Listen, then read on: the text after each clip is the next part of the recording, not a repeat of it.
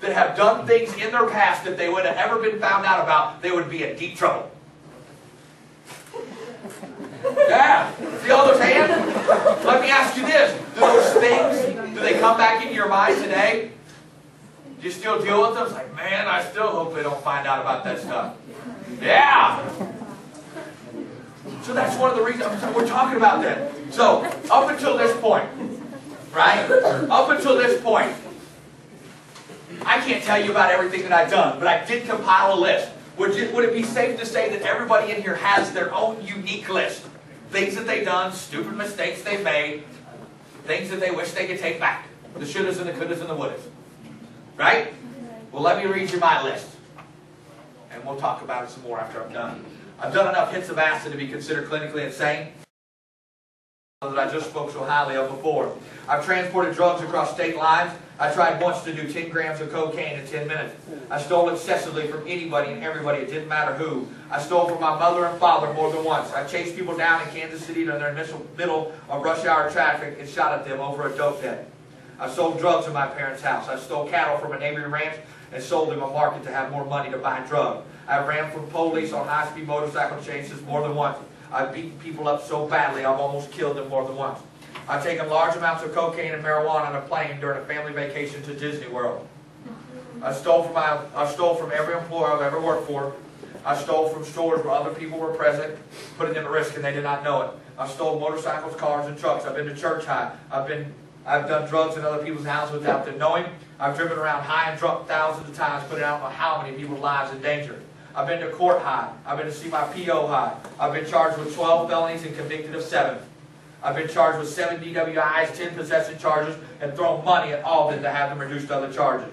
I've been to prison 3 times in 2 different states. I have DOC numbers in 3 different states. I've done prison time in a level 5 facility. What do you think about that list? That's the condensed version, I'm just telling you. When I made the list the first time, it was 5 pages long. Okay? But I hope and pray today that nobody in this room has a list like this. Okay? I would like to say that, I would probably bet that nobody in this room has a list like that. But you have your own unique list that you have to deal with on a daily basis, don't you? Huh? So, do we dwell in the past and let those things, if I dwell in the past, if I go fill out an application, I almost have to ask them, it's like, you've only got 1 checkbox on here, I need 6 more. So I gotta check it 7 times, right? So do I let these things define me? I'm just an old convict. Not going to get another break in life. Never going to get another square shot at anything. Oh, poor pity me. Right? Wait, I could play that card, couldn't I? What kind of benefit would it do me or my brand new wife? Nothing. So, do you guys have hopes and aspirations that you want to achieve in your lifetime? Well, even though I had these things in my past, I had aspirations too. When I came out of prison September 20th, 2009, anybody a math whiz? Go. Can you do it? 15 and a half months ago. Just over a year ago, I came out of prison. I asked God for help. I go, help me with these, please. I wanted to go back to school. I wanted to publish a poetry book. I wanted to plan an outreach event, and I wanted to become a public or motivational speaker. With me putting in the motivation and some helpful prayer from God, or me praying to God, it took 109 days. Today, oh, I skipped over that again. Today, I'm a student at Missouri State University full-time. January 4th of last year, I was accepted back in. Had $18,000 in debt with the United States Department of Education, and all my money was rolled over to a new loan with a lower interest rate than I had before. Rage to Redemption, the book that I wrote, poetry book, I'll have a hard copy in my hand next month. Outreach in the Ozarks is planned for July 16th of this year. And I know, you're like, 180 days, that doesn't make sense. Well, those 2 things were set into motion during that time. It took much more planning to get them to full completion. This one down here, this is what I wanted to do. I wanted to speak. This is the 187th time that I've given this testimony in 7 different states. I was happy if he would have helped me with just one of these. All 4 came to full completion. And you know what? There is so much more planned for our lives that you don't even understand, as long as we're willing to say, you know what? We've made mistakes and I'm wanting to move on, and I want the better things that are for me. So today I get to tell you about that I'm Executive Director of Archangel Outreach Ministry. I host a TV show called Hook TV.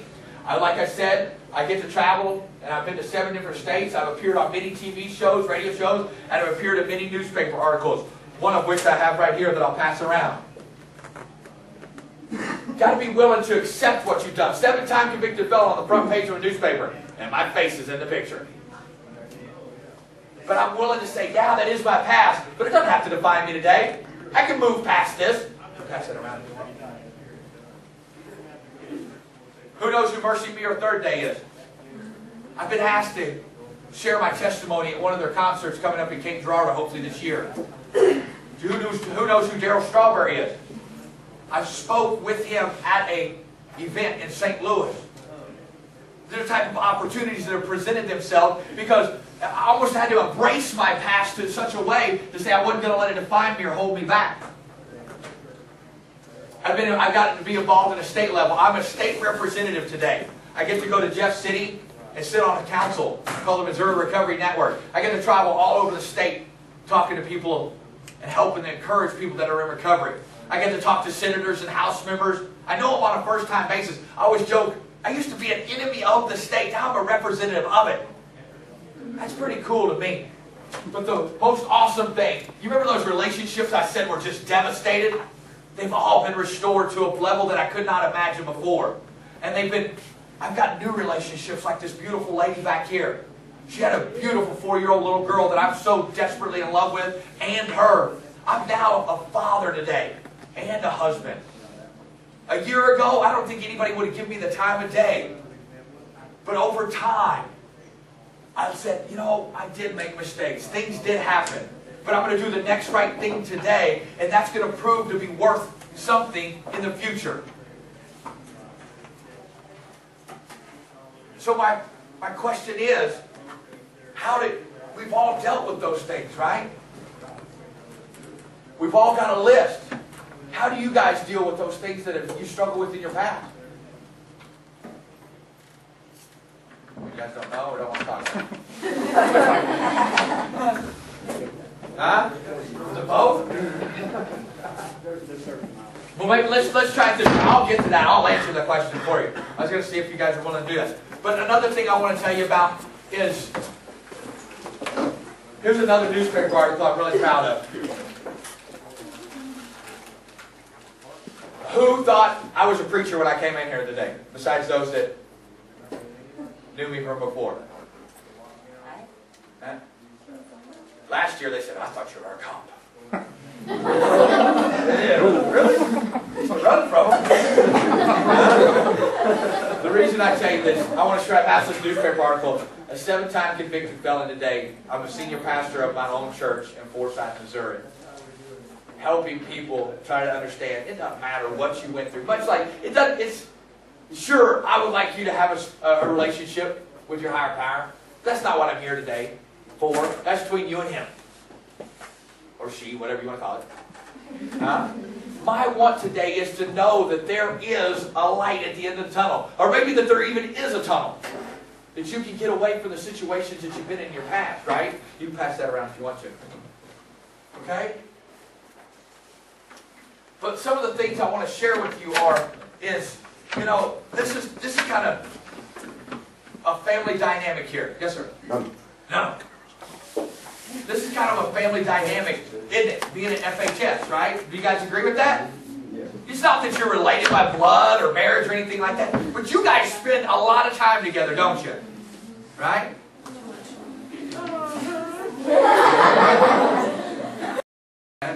So when you think about that, let me ask you this question. In every aspect, is there anybody in here doing their very best? That's kind of a loaded question, isn't it? Trying to see if I get anybody to bite on that one. But see, that's the thing. We can do better, can't we? We can try a little harder. What's your name? Alex. Now, I don't know Alex from anywhere, right? We just met today. Is that correct? Now, I may not know Alex, but if I see Alex struggling with something, I'm going to go, are you okay? Do you need to talk? Now, who knows Alex in here? Quite a few people. Now, for you that didn't raise your hand, How many of you would go ask her how she's doing today? A few of you. But I think there's an importance that we look at in this dynamic. I see the cohesion here at FHS. I think you guys should be proud of that. But can we do better? Absolutely. Absolutely. And I've got an encouragement, a challenge for you, and right as we get ready to leave class, that I'm going to put out there to you to where we can talk about that. But before I go any further, I've thrown a lot of information at you. Does anybody have any questions? Maybe what prison's like? What a jail cell's like? Why I was such an idiot? Yes, ma'am. Huh? My wife was actually at a conference that I was speaking at, and it's kind of a funny story. I'm going to tell it on her while she's not in here. But I was speaking, and I have a motorcycle, and I love riding motorcycles and horses. And I just bought this motorcycle, and I rode it to this place that I was speaking at one night. And I walked in, I thought it was so cool. I had my helmet in my hand, and I threw it down, and I went up and I did my little speaking. And actually, the lady that invited me to come, I was joking around with her. I said, "Hey, would you like to go ride my motorcycle?" I was like, "No. And Kira walks up behind her. She goes, "I want to ride." I was like, and I thought I was cute about it. I was like, "Well, do you have a helmet?" She goes, "I've got one in my car." I was like, "Oh, no." So we met like that, and we were dating since May of last year. We got married February 26th of this year. It has been an awesome experience. You know, she just told me last night, she goes, I bet if I met you a year ago, I probably wouldn't even, looked at you. Especially when I was acting like an idiot, she would have never looked at me. But the importance is, looking at that thing, here's one concept that I'll say. If I wanted to change my life, would I continue to hang around people that break the law? People that continue to use drugs? People that continue to do stupid things? No. So if you want to change, one of the things I'd advocate, it's like this. If you hang around a pothead, you look like a pothead, you smell like a pothead, guess what you're going to get called? A pothead. Right? But on the other side of that, we could be those people, maybe I don't know Alex, but maybe I see Alex doing some things, maybe she's eating a lot of Reese's peanut butter cups. I don't know. But maybe I go to Alex and say, "Hey, are you okay? Do we need to talk or something?" Can we be loving like that and talk to one another? It's like, "Man, I know you, and you don't usually act this way." Can we do that? I think it's possible. Now, are you maybe going to get into a situation to where you're talking to an individual, you're talking to a friend, and you're like, "Man, I didn't realize that much stuff was going on." They start spilling, like, "Whoa!" Right? We've got some great teachers here. We've got Officer Ayala. They can get you in touch with the right people, can't they? And you know what? If it got to a point where you wanted to talk to me, they can make that happen too. My phone is always open. If Ayala calls, I'll answer it. I guarantee it. He's a good friend of mine. But most importantly, we want to encourage you not to go down this path. This path right here. I don't want you guys to experience this. It's not very fun, does it? What do you guys think about this?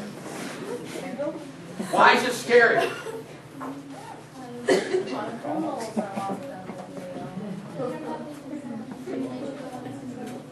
I think, hey, did you hear what Alex said? She said, you have no control. And it's human nature to want to control things. I think that's a very good answer. Very good answer. Now, who can handle saying, you got to eat this, eat at this time, you got to go to bed at this time, you got to get up at this time, you have to work this job at this hours for no pay? That's prison. Take it a step further. What's your name, partner? Blake, my name's Joe. Nice to meet you. Okay, Blake, do you mind if I pick on you for a second? All right. You don't know what you just got yourself into. All right. Now, I want to show an example of what worth is. How many people think, I'm worth something, right? Would you agree with that? You guys want to put a dollar amount on it? What kind of dollar amount would you put on it? Yeah. $12.99. Jokester, huh? Okay, well I can still work with $12.99. Okay, say that we're in prison. They don't have co-ed prisons, do they? Never been to one of those. Alright? So you know what you just stepped off into, didn't you, Blake? Got him! Alright, so here's the deal. We're in an all-men's facility. Blake's been there for a little while. There's no women. Maybe Blake wants a little companionship tonight.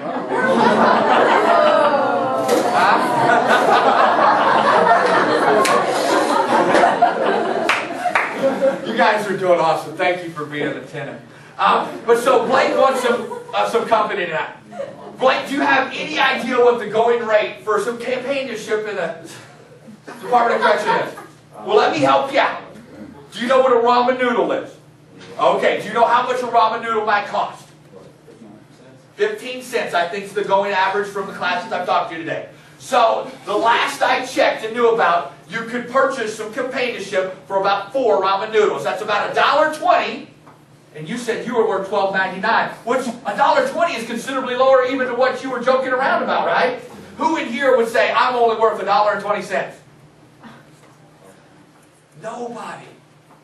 So let me ask you this. I saw a lot of people say they've made decisions that they maybe regret, or wish they could set behind them, or would have the courage to move past them.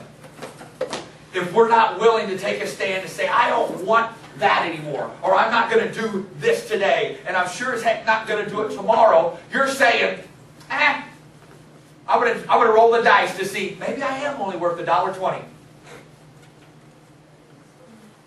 What do you think about that? Oh, you guys got quiet about that. What do you think? Give me some thoughts. What goes through your mind when you think about that? Heck no, that's right. You know what? I hate to even indulge this information a little further. Sometimes guys don't even have choices whether they want to or not. It happens. Heaven forbid you get in debt. I'm serious. I'm being serious. I mean, it's making comical, but it happens. It's there. It's real.